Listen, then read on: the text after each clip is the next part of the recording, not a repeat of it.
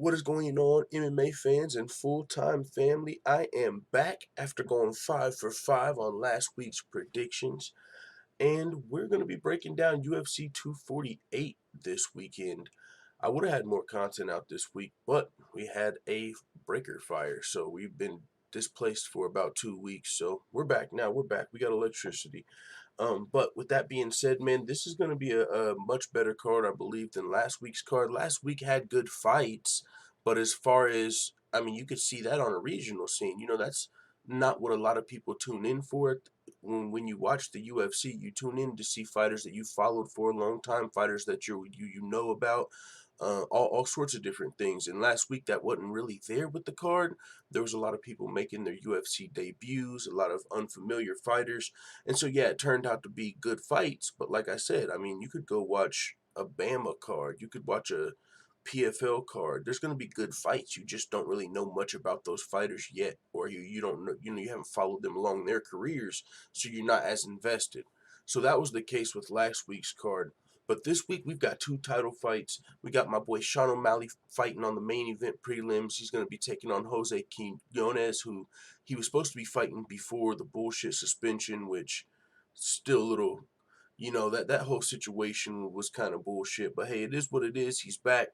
We're going to be breaking down the main card, giving our predictions for the main card, though. And of course, I can't say of course, we'll be doing a fight companion because we're having, well, I don't know, we'll see. We're going to try, but let's get into breaking down this main card, man. We're going to be starting with, um, we'll start with the Cowboy Oliveira versus Max Griffin. In this fight, Max Griffin, he's 1-3 in his last 4 fights. He's only won a majority decision against a guy that was making his UFC debut. Cowboy Oliveira, though, he's a legend who's been fighting UFC gatekeepers and contenders over the last 5 years. And although he's currently riding a 3-fight losing streak, I don't doubt for 1 second that Cowboy can't come in here and make a statement with a bounce back win over Max Griffin.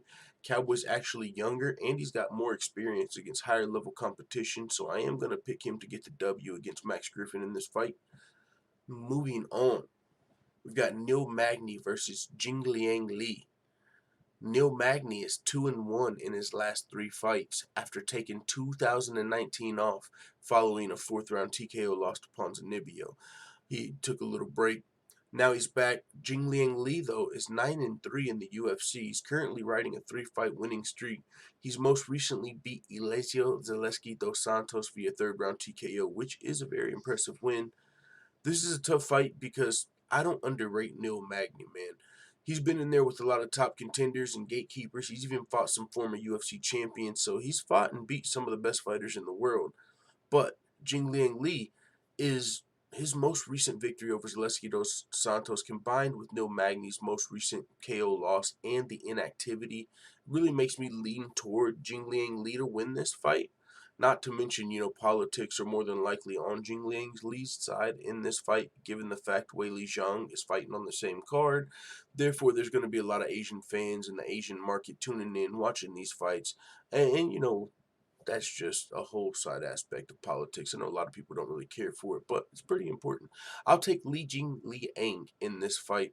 Um, he's definitely got momentum on his side, riding that 3-fight winning streak. He's been a little more active, so a lot of things make me lean toward Li Jingliang in this fight. Let's see if we can go 5 for 5 again.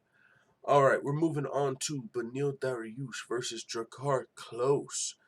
Beneil Dariush is in the midst of an impressive 3-fight winning streak, the most recent by way of submission, the most recent 2 wins actually by way of submission.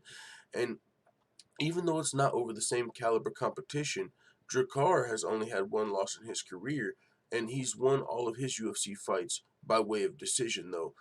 He's currently also riding a 2-fight winning streak, but I think Beneil Dariush should win this fight. Honestly, I'm going to be taking Beneil Dariush. Beneil, he's had more. I think he'll have more time in this fight to find his submission and work. Being that Brazilian Jiu-Jitsu black belt he is, the fact that Drakkar doesn't really finish, he's not known for finishing, especially in the UFC. He does hit hard, but he just hasn't been able to get any finishes in the UFC, which means more mat time for Beneil Dariush. And Beneil Dariush has already faced first round knockouts. He knows what to be prepared for, so that don't happen again. He's made that mistake before. To make that mistake again would, it'd be a little. I don't think he would do that at such a high level, given the fact that he lost to a guy making his debut. If you remember Alex Hernandez, when he fought Beneil Dariush, he was making his debut on short notice, and he came out there and knocked Beneil Dariush out in like fucking 10 seconds. Like, some people thought he faked a glove touch, but really he just was setting up a punch, and I don't remember if he kicked him to the body first. It was a combination that put him out. It wasn't just some one punch knockout, but Beneil Dariush was caught off guard in that fight, so I don't see that happening again. More time in the mat for Beneil Dariush, and with all of his experience. He's also a little younger and more experienced against higher level competition as well in this fight. So I'm definitely taking Beneil Dariush to win, as long as he can avoid being knocked out early. Even if it's not early, we've seen in the Edson Barboza fight where he just exploded and was able to win that fight. So as long as Drakkara's got a puncher's chance, but other than that, I'm giving the fight to Beneil Dariush. Moving on to the two title fights. We've got Weili Zhang versus Joanna Jędrzejczyk. This fight was honestly tough for me to call, man. Weili Zhang's resume doesn't have shit on Joanna Jędrzejczyk's resume. Anything. It has nothing. Zilch. Nothing. Like, as far as the competition Joanna's fought, her legacy in the strawweight division, they're not comparable. But when you talk about what Weili Zhang has done most recently, the fact she's on a 20-fight winning streak, the fact that Jędrzejczyk hasn't been as focused on fighting as it seems everything else, the fact that she hasn't been as active, the fact that she's more into the modeling now, all of those things are in the favor of Weili Zhang. Now, Weili Zhang, man, it's crazy, because just 3 years ago she was fighting girls with losing records in Kunlun fight. Like, she was fighting a girl that was 7-8. She was finishing these girls, so they weren't on her level. So that's one of the things that's hard to gauge when you see fighters that are fighting non-UFC caliber competition. If they're finishing those girls, it's hard to gauge, because it's like, okay, then they're way above their level. If they're fighting close fights with girls that are 7-8, that's when you know they're not the real deal, But no, Weili was finishing all of those girls in Kunlun fights. She came over to the UFC. She's won a decision over Danielle Taylor and Tisha Torres. She submitted Jessica Aguilar in the first round, and of course she knocked out or TKO Jessica Andrade to win the title. With that being said, that's her 4 fights in the UFC, and Danielle Taylor and Jessica Aguilar, I don't even know if they've been ranked, so it's hard to look at those wins and say, oh, that means she's going to be able to hang with Joanna Jędrzejczyk. Her most impressive wins were clearly Tisha Torres and Jessica Andrade, but it's hard to say either one of those girls are on Joanna Jędrzejczyk's level, so it's hard to know if Weili Zhang has ever fought anybody as good as Joanna Jędrzejczyk. But with that being said, I'm talking about Joanna champion. I'm talking about Joanna that was focused solely on MMA. I'm talking about not the Joanna that's lost twice to Rose Namajunas and went up and lost to Shevchenko and is modeling. I'm not talking about that Joanna. Prime Joanna Jędrzejczyk, Weili Zhang has never fought anybody on that level. But how do we know where Joanna is? And it's hard to counter out, because she trains with the American top team. She trains with the best fighters in the world. So if she is focused, if she is motivated, you've got to think she can be prepared to win this fight. Politics, I think, go on the side of Weili Zhang, but it's close, because Joanna's, she's definitely got, it's not like she's got nothing, it's not like she has no fans, she's got nothing behind her. She's very marketable herself. She's actually done well for herself outside of the UFC in gaining popularity and drawing attention to herself to kind of sway politics in her favor.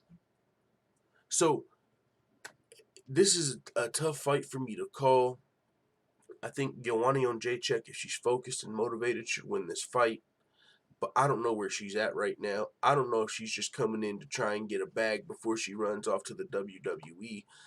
Another thing, the weight cut. Joanna Jędrzejczyk always had troubles making this weight cut. Now she went and got breast implants, which I don't know how much they weigh, but it's, if you're passing out from making weight, like, if you're, one of those people that have had scary weight cuts, to the point where, you know, some people pass out. Some people, Uriah Hall had a really scary weight cut. He had a seizure or something. If you're one of those people where your weight cut is already to that point to where it's affecting your health, and then you go and add more unnecessary weight to your body that's not going to help you at all in the fight game, you would think that's going to make your weight cut even harder. It's not like Joanna Jacek was walking around with a bunch of body fat that she can just, oh, I'll just change my diet. No, she was already fighting at 115 pounds, already having a tough weight cut. So, even is she really looking to stay in this strawweight division? Is that her goal? Is that her end game plan to win her title back and keep making this weight over and over? Or is she trying to get one last bag, maybe pull a little stunt, you know what I'm saying? And then run off to the WWE or the Instagram, wherever she can make more money outside of fighting and cutting weight. So it's a hard fight for me to call. I'm going with RemovedLizaard, man. I gotta go with it. I don't think she you know, obviously if this fight happened 2 years ago, Joanna beats her.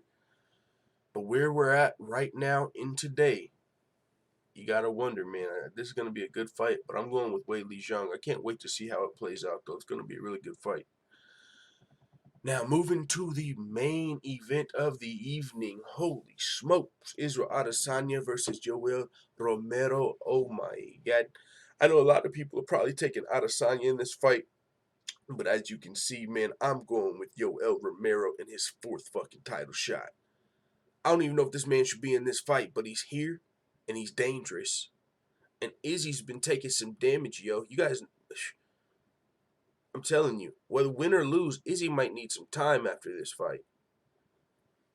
He's earned his way to this title shot. He's been in some fucking wars. His war with Gastelum. I mean, he's fought some guys, man. He's taken some damage.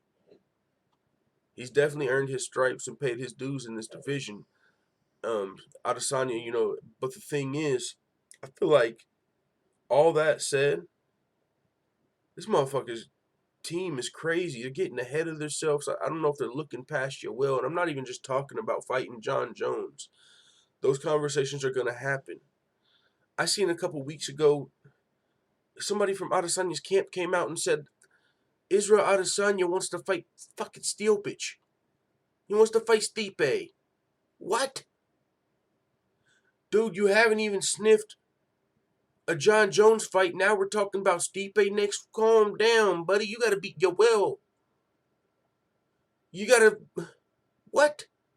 I still remember a couple fights ago, Adesanya weighed in at like 183.5. He's a small middleweight. It's easy. What? You're talking about John Jones and Stipe? Cut the shit. And you got Yoel Romero, who's got to be more motivated than he's ever been. You know, his boy Jorge Masvidal on top of the world. BMF. He's getting for sure his last title shot if he don't win. At his age, coming off 3 fucking title shots already. You won 1, but you missed weight. So the one win over Rockhold, you didn't get the belt. A lot of people thought he beat Whitaker in the last fight, but his hand didn't get raised. Yoel Romero could be the motherfucking champion. If he didn't miss weight versus Rockhold, champ. If one judge, and you know the drugs these judges be on, no, we don't know, but they're on something. You know how this judging can be. So for it to be a fight that close, Yoel could have easily won that fight. He could have beat Rockhold, beat Whitaker. He would be the champion. He could have already been the champ. He's not. But man, he might be after tonight. And I mean, there's a lot of ways this fight could play out. We know Yoel Romero is an Olympic level wrestler. We don't see it that often. We know he's extremely explosive and dangerous late in the fight. We know he's powerful. He can knock you out early in the fight. I mean, he does the rope-a-dope. You never really know when he's tired. He'll look tired and still be ready to fucking fly and knee you into oblivion. Yoel is a fucking bad man. And respect to Adesanya for calling for this fight, but he might have bit off a little more than he could chew, just like he is when he fucking talks about fighting John Jones, or when he talks about, you know, his team talks about fighting Stipe. He calls John Jones an old man. John Jones is 34. This man is 32. What? What? You want to see an old man? Yoel's about to come show your ass an old man. And honestly, man, I was thinking about what could be next for these guys after this fight. I mean, Izzy's, it really depends on how the fight plays out. But Izzy, even if he lost, he could get a rematch. He could wait out a little bit. He needs to take some time. I already said.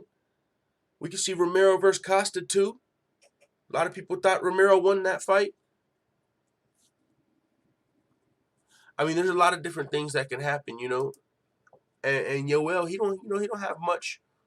Who knows how long? I mean, he supposedly won some lawsuit for a few million, but I mean that was a little over exaggerated, and I don't know exactly how much that he's gonna get, when he's gonna get it, all of that. But either way, Yoel Romero with his age, he's not gonna be doing this for 5 more years. He's what, 42, 40 years old. Man's is up there. So yeah, man, I think it's gonna be a really good fight. I think Yoel Romero winning would shock the most people. I think that'd probably be, it's going to surprise a lot of people. I mean, it's a good fight. Anyone counting Yoel Romero out, I think it's fucking crazy. I'm actually going to pick him to win, but I'm looking forward to these fights this Saturday, man. March 7th, UFC 248. I cannot wait. The Last Style Bender versus the Soldier of God. And I wonder if Israel Adesanya is going to be doing any monkey-ass backflips coming into the ring. You know what I'm saying? Or motherfucking choreographing the Backstreet Boys motherfucking I want it that way tonight. You know what I'm saying? Start breakdancing, fucking hitting the popping lock. Oh man, I'm ready. I'm fucking ready. Oh, and then Yoel, he might already have, never mind. They already had the dance off. I'm about to say, man, he might have something in store. I hope Yoel Romero don't come out with that bullshit though. I want him to come out focused. None of that dancing shit. Dance after you win. Don't dance before. That's what I want to see. I want to see Yoel Romero win this motherfucking fight and then dance. I don't want to see nobody dancing before the fight and then talk about they got tired. Fuck that. Or wearing no 40-pound fucking costume and then talk about they got tired. Put that motherfucker on after you win then. Put that thing on. Hold on, Bruce Buffer. Hold on, before you announce my name, let me bring out my fucking shredder suit. This is a bad motherfucker. Wait till you see it, Bruce. I got something for you. Put it on after the fight, man. All this bullshit.